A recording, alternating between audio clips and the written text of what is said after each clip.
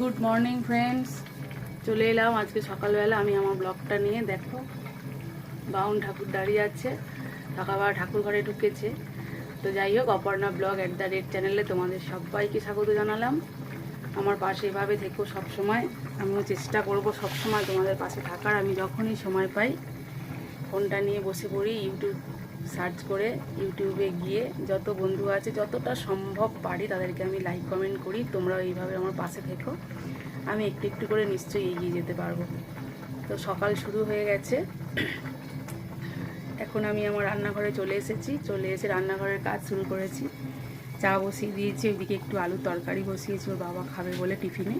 খুব একটা সময় পাই না তরকারি করার, তো আজকে পেয়েছি তাই করে দিচ্ছি। তো চলো চা খাওয়া যাক আর তরকারি মুড়ি খাওয়া যাক, এটা দিয়ে সকালটা শুরু হোক। তারপরে কি রান্না করবো এখনও ভেবে দেখিনি। আজকের হচ্ছে শনিবার, নিরামিষের দিন। দেখা যাক কি হয়, মুড়ি খাওয়ার পরে ওর বাবার সাথে আলোচনা করে তারপরে রান্না।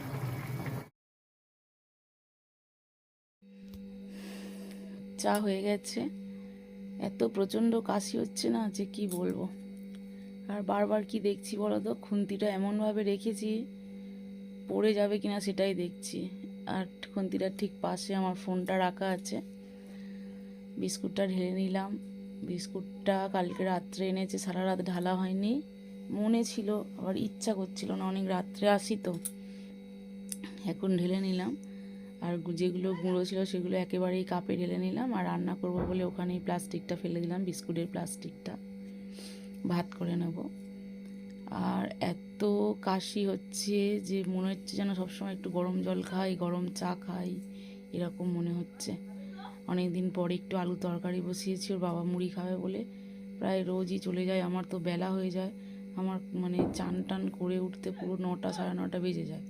তোর বাবা থাকে না, আজকে রয়েছে। সেই জন্য ভাবলাম জিজ্ঞাসা করেই বসালাম, একটু আলু তরকারি করে দিলে মুড়ি খাবে কি।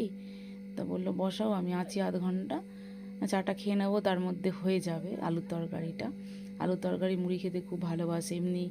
আর গরম ভাত হলে একটু টিফিনে খায়, কিন্তু লুচি পরোটা রুটি এসব কিছু খায় না। চাউমিনটা একটু খায়। তো সব সময় তো হয়ে ওঠে না, ছেলে স্কুলে চলে যায় বলে আর এক্সট্রা করে করি না। তরকারিটা হচ্ছে, আমি সেই সময় সেই সুযোগে একটু চাটা খেয়ে নেবো। আর চা নিয়েছি দেখেছো তো, আমি সব সময় একটু এরকম বেশি চা খাই। এক ছোটো কাপে চা খেয়ে আমার পোষায় না, আমার মাও তাই, জানো তো। উনুনের কাছে বসে আছি বলে ঘাম হচ্ছে। চা খাওয়া হয়ে গেছিলো অনেকক্ষণই। চা খাওয়া হয়ে যাওয়ার পর একটুও বসিনি, ভাত করে নিয়েছি, সয়াবিন আলু তরকারি করে নিয়েছি, আর ডাল বসিয়েছি। সবটাই উনুনেই করলাম, তাড়াতাড়ি হয়ে গেছে বলে। তো দেখো ডাল, এই যে এর আগে সয়াবিনের তরকারি করে নিয়েছি, ভাত করে নিয়েছি। আর ওই জ্বালনগুলো সব ওদিক থেকে টেনে টেনে নিয়ে এসে কাটারি দিয়ে কাটলাম, কেটে এক জায়গায় করেছি। আর কিছুটা ছিল ওর বাবাকে বললাম ছাদে দিয়ে আসতে। এইসব জায়গাগুলো বর্ষাকালে কি অবস্থা হয়েছিল, আজকে সব খালি করলাম, এবার পরিষ্কার করে নেব কোনো একদিন। এখানেও ভয়েস দিচ্ছি, তার কারণ হলো টিভি চলছে, বাবা আর ছেলে টিভি দেখাতে মত্ত।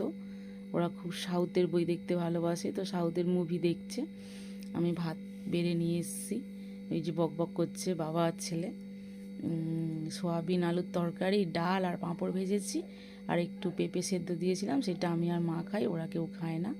তো এখন দেখো চলে এসেছি, মাকে একটু তরকারি দিয়ে দিচ্ছি, মা রাত্রিবেলা খাবে বলে। নিরামিষ তরকারি হলে সাথে নিয়ে যায়, আর যদি মানে মাছ টাছ হয় একদমই নিয়ে যায় না। নিরামিষ হলে একটু নিয়ে যায়, রাত্রিবেলা মুড়ি খায় বা একটু রুটি করে খায়। তো সেটা নিরামিষ হলে, কিন্তু আমিষের দিনে একদমই কিছু নেয় না। আমি যদি পুজো করি, যদি একটু মিষ্টি থাকে বা কোনো খাবার থাকে তখন মানে শুকনো জিনিস দিই, কিন্তু তরি তরকারি আর নিয়ে যায় না। তো মার জন্য গুছিয়ে দেওয়া হয়ে গেল। এবারে গ্যাসটা মুছে নেব, গ্যাসটা মুছে নিলেই কাজ শেষ। মা মনে হয় ছাদেতে গেছে, ওনার আবার একটু বেশি ঠান্ডা। এই যে ঠান্ডা আসছে, উনি কী করবে জানি না, বুঝতে পারছি না উনি কী করবে। দেখো বয়স তো আর কমছে না, দিনে দিনে আমাদের বয়স মানে বেড়ে যাচ্ছে। তো সেই হয়েছে আমার মার অবস্থা, ঠান্ডায় কী করবে জানি না।